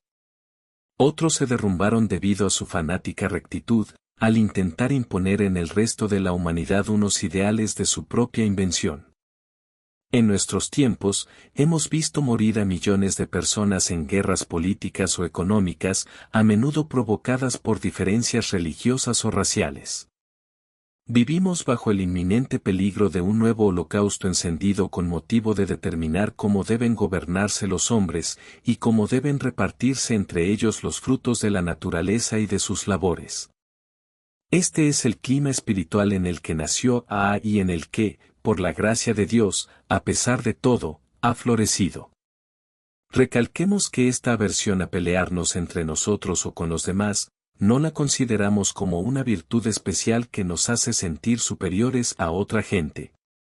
Ni tampoco quiere decir que los miembros de Alcohólicos Anónimos, ahora restablecidos como ciudadanos del mundo, vaya a evadir su responsabilidad individual de actuar según les parece apropiado con respecto a las cuestiones de nuestra época. Pero cuando se trata de como un todo, es un asunto muy diferente. No nos metemos en controversias públicas, porque sabemos que nuestra sociedad perecerá si lo hacemos. Creemos que la supervivencia y el crecimiento de Alcohólicos Anónimos tiene mucho más importancia que la influencia que colectivamente pudiéramos tener a favor de cualquier otra causa. Ya que la recuperación del alcoholismo significa para nosotros la vida misma, es imperativo que conservemos en su plena potencia nuestro medio de sobrevivir. Puede que esto cause la impresión de que los alcohólicos de han llegado repentinamente a una armonía perfecta y se han convertido en una gran familia feliz. Claro que no es así. Por ser seres humanos, tenemos nuestras riñas. Antes de alcanzar un poco de estabilidad, parecía más que nada una riña colosal, al menos en la superficie. El director de una empresa, que acababa de votar en pro de un desembolso de $100,000, llegaba a una reunión de negocios de y se ponía hecho una furia por unos gastos de $25 para comprar los sellos de correo que necesitábamos. Disgustados por el intento de algunos de dirigir el grupo, la mitad de los hombres se iban airadamente para formar otro grupo que fuera más a su gusto. Los ancianos, aquejados de un arranque de fariseísmo, se han puesto enfurruñados. Se han lanzado ataques encarnizados en contra de la gente sospechosa de tener motivos dudosos. A pesar de todo ese ruido, nuestras pequeñas desavenencias nunca hicieron a AA el menor daño. Eran una parte integrante del proceso de aprender a vivir y trabajar juntos. Vale mencionar también que casi siempre tenían que ver con formas de hacer que AA fuera más eficaz, como hacer el mayor bien para el mayor número posible de alcohólicos. La Sociedad Washingtoniana, un movimiento de alcohólicos que empezó en Baltimore hace un siglo, estuvo a punto de dar con la solución del alcoholismo. Al principio, la sociedad estaba compuesta exclusivamente por alcohólicos que trataban de ayudarse mutuamente. Los primeros miembros vieron que debían dedicarse a este único propósito. En muchos aspectos, los washingtonianos eran parecidos a los AA de ahora. Llegaron a tener más de 100.000 miembros. Si se les hubiera dejado en paz, y si se hubieran aferrado a su único objetivo, es posible que hubieran encontrado toda la solución. Pero no sucedió así. Los washingtonianos permitieron que los políticos y los reformistas, tanto alcohólicos como no alcohólicos, se aprovecharan de la sociedad para sus propios fines. Por ejemplo, en aquel entonces la abolición de la esclavitud era una candente cuestión política. Pronto, los oradores del movimiento washingtoniano tomaban partido, pública y apasionadamente, en esta controversia. Quizás la sociedad pudiera haber salido ilesa de la controversia de la abolición de la esclavitud, pero una vez que se puso a reformar las costumbres de beber de los norteamericanos, sus días estaban contados. Los washingtonianos se convirtieron en cruzados de la temperancia y, a los pocos años perdieron completamente su eficacia para ayudar a los alcohólicos. Alcohólicos Anónimos no ha echado en saco roto la lección aprendida de los washingtonianos. Al contemplar las ruinas de ese movimiento, los primeros miembros de AA decidimos mantener nuestra sociedad fuera de toda controversia pública. De esa manera, se colocó la piedra angular de la 10ª tradición. Alcohólicos Anónimos no tiene opinión acerca de asuntos ajenos a sus actividades, por consiguiente su nombre nunca debe mezclarse en polémicas públicas. 11ª tradición. Nuestra política de relaciones públicas se basa más bien en la atracción que en la promoción. Necesitamos mantener siempre nuestro anonimato personal ante la prensa, la radio y el cine. De no contar con una multitud de amigos sinceros, AA nunca podría haberse desarrollado como lo ha hecho. En todas partes del mundo, una cantidad inmensa de publicidad favorable de toda índole ha sido el medio principal para atraer a los alcohólicos a nuestra comunidad. En las oficinas, los clubes y las casas de los AA, los teléfonos suenan constantemente. Una voz dice, leí un artículo en el periódico, otra dice, oímos un programa de radio, otra más, vimos una película. O, vimos algo acerca de AA en la televisión. No es una exageración decir que la mitad de los miembros de AA han sido dirigidos a nosotros por conductos como estos. No todos los que nos llaman solicitando información son alcohólicos o sus familiares. Los médicos leen artículos acerca de alcohólicos anónimos en revistas profesionales y nos llaman para obtener más información. Los clérigos leen artículos en publicaciones editadas por organizaciones más detalladas. Jefes de empresas comerciales e industriales se enteran de que las grandes corporaciones nos han dado su aprobación y se ponen en contacto con nosotros, para saber lo que se puede hacer en cuanto al alcoholismo en sus propias compañías. Por lo tanto, recayó sobre nosotros la gran responsabilidad de elaborar la mejor política de relaciones públicas posible para Alcohólicos Anónimos. Tras muchas experiencias dolorosas, creemos haber determinado cuál debe ser esta política. En muchos aspectos, es lo contrario de las acostumbradas tácticas publicitarias. Nos dimos cuenta de que teníamos que contar con el principio de atracción, en vez del de promoción. Veamos cómo estas dos ideas contrastantes, atracción y promoción, funcionan. Un partido político quiere ganar una elección, así que, para atraer votos, hace propaganda de las virtudes de sus candidatos.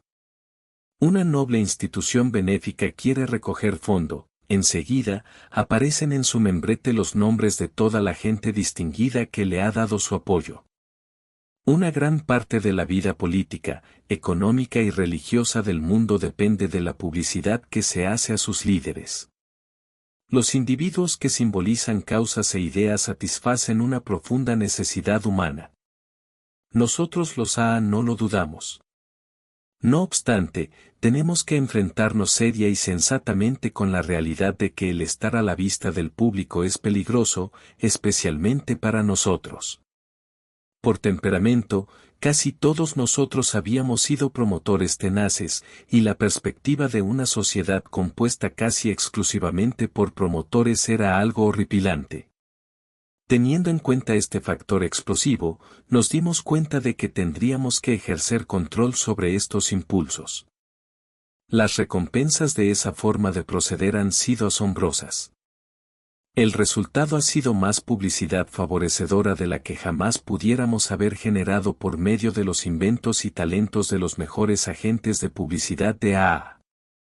Claro que AA tenía que tener algún tipo de publicidad, así que llegamos a la conclusión de que era mejor dejar que nuestros amigos nos la hicieran. Y esto es exactamente lo que ha pasado, hasta un extremo increíble. Los periodistas veteranos, acostumbrados a poner todo en duda, han hecho todo lo posible por transmitir el mensaje de AA. Para ellos, somos algo más que una fuente de artículos de interés periodístico. En casi toda ocasión, los hombres y mujeres de la prensa se han unido a nosotros como amigos. Al principio, la prensa no podía entender nuestro rechazo de toda publicidad personal. Estaban totalmente perplejos por nuestra insistencia en el anonimato. Luego, la comprendieron. Se encontraron ante algo inusitado en el mundo, una sociedad que decía que quería hacer publicidad de sus principios y sus obras, pero no de sus miembros individuales. La prensa estaba encantada con esta actitud. Desde entonces, estos amigos han hecho reportajes sobre AA con un entusiasmo que a los miembros más fervientes les resultaría difícil igualar. De hecho, había una época en que la prensa de Norteamérica apreciaba el valor que el anonimato de AA tenía para nosotros incluso más que algunos de nuestros propios miembros. En un momento dado, unos 100 miembros de nuestra sociedad estaban rompiendo su anonimato al nivel público. Con muy buenas intenciones, esas personas decían que el principio de anonimato era algo anticuado, algo que pertenecía a la época pionera de AA. Estaban convencidos de que AA podría avanzar más rápidamente y llegar más lejos, si se valiera de los métodos modernos de publicidad. En AA, indicaban, había muchas personas de fama local, nacional o internacional. Si estaban dispuestos, y muchos lo estaban. ¿Por qué no hacer publicidad de su pertenencia a AA, y así animar a otros a unirse a nosotros? Estos eran argumentos plausibles, pero nuestros amigos escritores no estaban de acuerdo. La fundación dirigió cartas a casi todas las agencias de noticias de Norteamérica, exponiendo nuestra política de relaciones públicas de atracción en vez de promoción, y haciendo hincapié en que el anonimato personal es la mejor protección de AA. Desde aquel entonces, los editores y redactores repetidamente han omitido los apellidos y las fotos de los miembros en los artículos que trataban de AA. A menudo, han hecho recordar a personas ambiciosas el principio de anonimato de AA. Con este fin, incluso han llegado a sacrificar buenas historias. Si vigorosa cooperación nos ha sido de gran ayuda. Solo quedan unos pocos miembros de AA que rompen deliberadamente su anonimato al nivel público. Este es, en breve, el proceso que dio como fruto la 11ª tradición. No obstante, para nosotros representa mucho más que una sensata política de relaciones públicas. Es más que un rechazo del egoísmo. Esta tradición nos recuerda de manera constante y concreta que en AA no hay lugar para la ambición personal. Mediante esta tradición, cada miembro es un guardián activo de nuestra comunidad. 12ª tradición. El anonimato es la base espiritual de todas nuestras tradiciones, recordándonos siempre anteponer los principios a las personalidades. La sustancia espiritual del anonimato es el sacrificio. Ya que las 12 tradiciones de AA nos piden repetidamente que sacrifiquemos nuestros deseos por el bien común, nos damos cuenta de que el espíritu de sacrificio, simbolizado muy apropiadamente por el anonimato, es la base de todas ellas. La buena disposición de los AA para hacer estos sacrificios, demostrada una y otra vez, es lo que hace que la gente sienta gran confianza en nuestro porvenir. Pero al principio, el anonimato no nació de la confianza, era hijo de nuestros temores. Nuestros primeros grupos de alcohólicos no tenían nombre, eran sociedades secretas. Los nuevos solo podían encontrarnos por medio de unos cuantos amigos de confianza. La mera insinuación de publicidad, incluso de nuestro trabajo, nos asustaba. Aunque ya no éramos bebedores, todavía creíamos que teníamos que escondernos de la desconfianza y el desprecio del público. Cuando se publicó el libro grande en 1939, le pusimos el título de Alcohólicos Anónimos. En su prólogo aparecía esta reveladora declaración: es importante que nosotros permanezcamos anónimos porque en el presente somos muy pocos para atender el gran número de solicitantes que pueden resultar de esta publicación. Siendo la mayoría gente de negocios o profesionales, no podríamos realizar bien nuestro trabajo en tal eventualidad. Se puede leer fácilmente entre estas líneas nuestro temor de que una gran afluencia de gente nueva pudiera causar una ruptura de anonimato de inmensa proporción. A medida que se multiplicaban los grupos de AA, también se multiplicaban los problemas de anonimato. Entusiasmados por la recuperación espectacular de un hermano alcohólico, a veces hablábamos abiertamente de los detalles íntimos y angustiosos de su caso, detalles que estaban destinados únicamente para los oídos de su padrino. Entonces, la víctima agraviada decía, con razón, que habíamos traicionado su confianza. Estos episodios, cuando empezaron a circular fuera de AA, provocaron una gran falta de confianza en nuestra promesa de anonimato. Incluso hacían que a menudo la gente se alejara de nosotros. Claramente, el nombre, y también la historia, de cada miembro de AA tenía que ser confidencial, si él así lo deseaba. Esta fue nuestra primera lección en la aplicación práctica del anonimato. No obstante, a algunos de nuestros principiantes, con su típica intemperancia, no les importaba en absoluto la confidencialidad. Querían proclamar a los 4 vientos que eran miembros de AA, y así lo hicieron. Los alcohólicos apenas desintoxicados iban corriendo enardecidos por todas partes, enganchando a cualquiera que les escuchara contar sus historias. Otros se precipitaban a colocarse delante los micrófonos y las cámaras. A veces, se emborrachaban estrepitosamente, poniendo a sus grupos en un gran aprieto. Pasaron de ser miembros de AA a ser fanfarrones de AA. Este fenómeno nos hizo parar a pensar. Teníamos ante nosotros la pregunta, ¿hasta qué punto debe ser anónimo un miembro de AA? Nuestro desarrollo dejó claro que no podíamos ser una sociedad secreta, pero era igualmente claro que tampoco podíamos convertirnos en una especie de circo. Tardamos mucho tiempo en trazar un camino seguro entre estos extremos. Por regla general, el típico recién llegado quería que su familia supiera inmediatamente lo que intentaba hacer. También quería contárselo a otros que habían tratado de ayudarle, su médico, su consejero espiritual y sus amigos íntimos. A medida que iba cobrando confianza, le parecía apropiado explicar su nueva forma de vivir a su jefe y a sus colegas. Cuando se le presentaba la oportunidad de ayudar, le resultaba fácil hablar de AA con casi cualquier persona. Estas revelaciones privadas le ayudaban a perder el miedo al estigma del alcoholismo y a difundir las nuevas de la existencia de AA en su comunidad. Muchas personas nuevas llegaron a AA como consecuencia de tales conversaciones. Aunque estos intercambios no seguían estrictamente el sentido literal del anonimato, sí se ajustaban al espíritu del principio. No obstante, nos dimos cuenta de que este método de comunicación de palabra era muy limitado. Nuestro trabajo, como tal, tenía que hacerse público.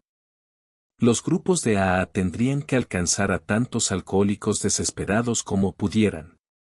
Por consiguiente, muchos grupos empezaron a celebrar reuniones abiertas al público y amigos interesados, a fin de que el ciudadano medio pudiera ver con sus propios ojos de qué se trataba AA.